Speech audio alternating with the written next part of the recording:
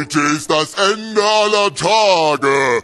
Hier in der einsamen, gespenstischen Kulisse von Transsilvanien. Kurz nach Mitternacht erscheint es angebracht die Welt. Guten Abend, mein Name ist Graf Dracula. Und ich bin Fürst Hölle.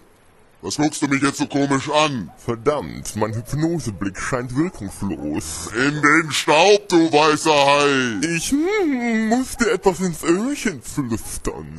Mach hin, ich muss heute noch die Welt zerstören. Au, du beißt nicht. Hey, ich hab keine Zeit fürs Knutschen. Da muss doch irgendwo Blut drin sein. Das passiert mir doch sonst nie. Hör auf mit dem Scheiß. Oh verdammt, ich krieg Unterdruck im Kopf. Ich bin Satanas. Chef? Ach, Sie sind das. Ach, sagen Sie das doch gleich. Oh, Junge, hast du einen Biss? Ja, Entschuldigung. Gehen wir ein Trinken? Nein, ich muss...